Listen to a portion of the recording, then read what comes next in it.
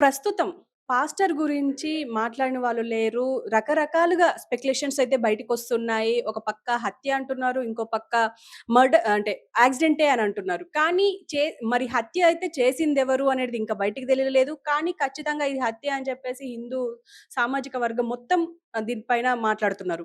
కానీ ఇంకో పక్క మాత్రం అసలు ఇది యాక్సిడెంటే క్లియర్ కట్‌గా తెలుస్తుంది అని చెప్పేసి చాలా మంది మేధావులు మాట్లాడుతున్నారు. చాలా మంది సామాన్యులు కూడా మాట్లాడుతున్నారు. సో, ప్రస్తుతం దీని గురించి మనతో పాటు డిస్కస్ చేయడానికి కళ్యాణ్ గారున్నారు శివశక్తి నుంచి.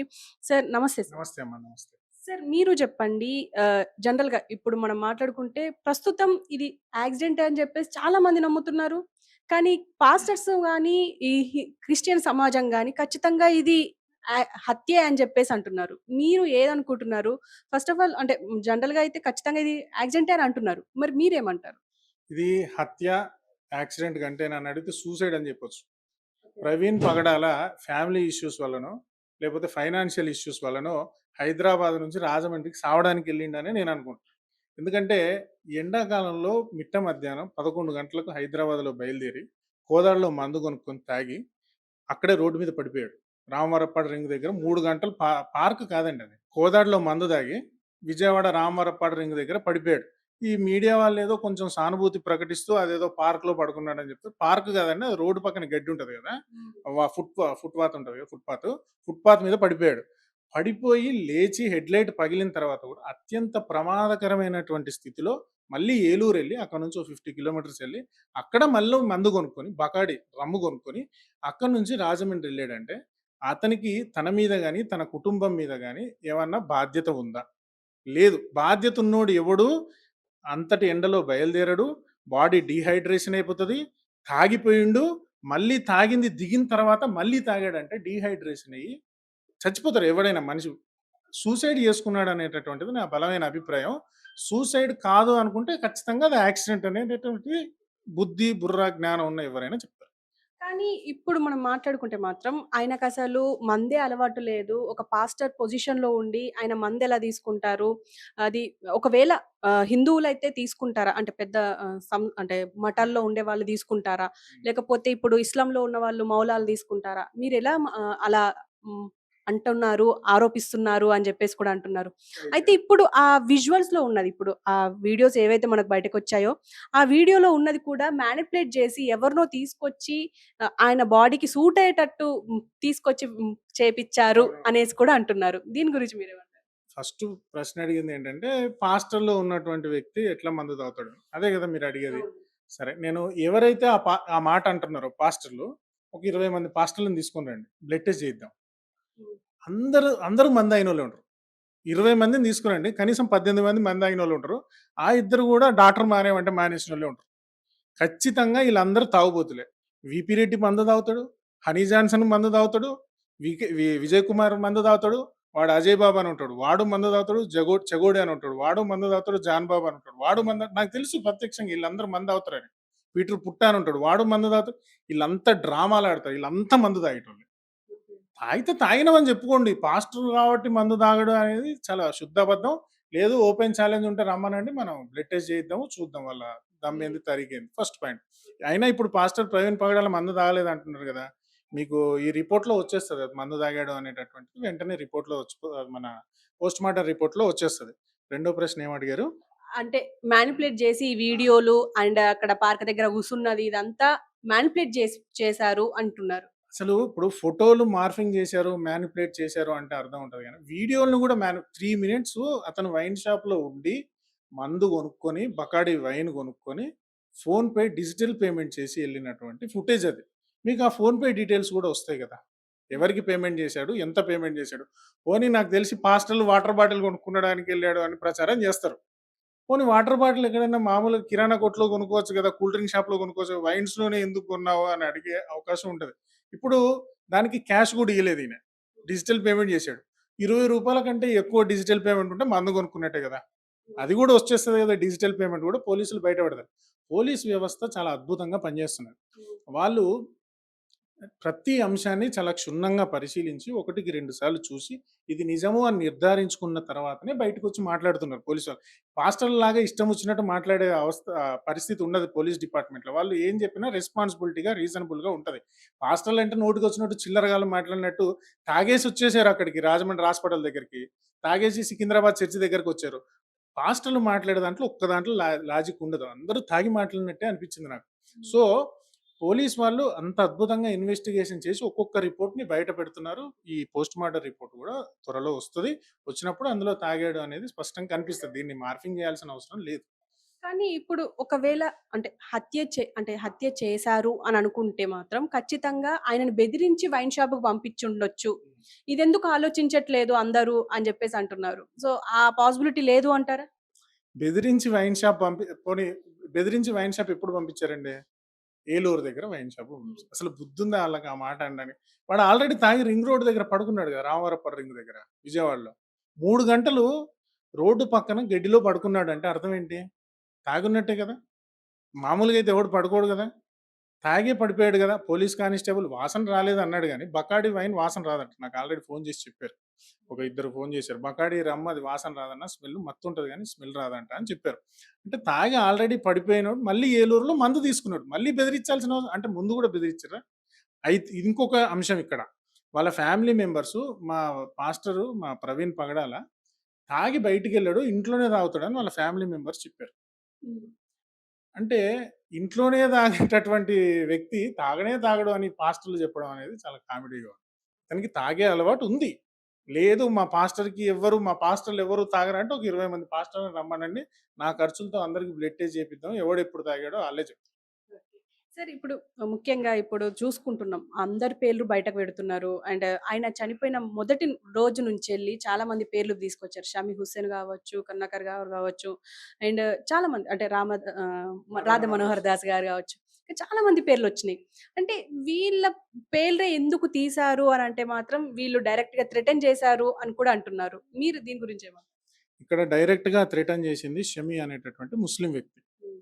అతని పేరు తీయడానికి ఈళ్ళకు దమ్ము లేదు ఫస్ట్. సరే దమ్ము లేదనుకున్నా ఆ షమీ గూడా తోక ముడిచి నాదేం లేదు, నేనేం అనలేదు, నాది తప్పయిపోయింది అని ఏదో సానుభూతి ప్రకటించి ఆయన తప్పించుకున్నాడు. తర్వాత ఈ షఫీ అనేవాడు మధ్యలో దూరి నాటకాలు చేసాడు. అదంతా తెలిసిందే. వాళ్ళిద్దరూ ఎప్పటికీ సమాజానికి విచ్ఛిన్నకరంగా మారేటటువంటి శక్తుల్లో అంతర్భాగమే. షమీ గాని, పాస్టరు ప్రవీణ్ పగడాల గాని. ఇక్కడ పెద్ద కుట్రుంది. అసలు మనం దాన్ని డీప్‌గా అబ్జర్వ్ చేస్తే ముగ్గురు పాస్టర్లు చచ్చిపోయారు. 25వ తారీఖు వరంగల్ నుంచి కరీంనగర్ ఎళ్ళేటటువంటి పాస్టర్ కరుణాకర్ అనే ఆయన చచ్చిపోయాడు. అదే 25వ తారీఖు పాస్టర్ ప్రవీణ్ పగడాల చనిపోయాడు. 26వ తారీఖు పాస్టర్ జోసెఫ్ అని మేడ్చల్‌కి సంబంధించిన ఆయన చచ్చిపోయాడు. ముగ్గురు తాగే చచ్చిపోయారు. ముగ్గురు యాక్సిడెంట్‌లోనే చచ్చిపోయారు. ముగ్గురు డ్రంక్ అండ్ డ్రైవ్‌లోనే తాగారు, చచ్చారు.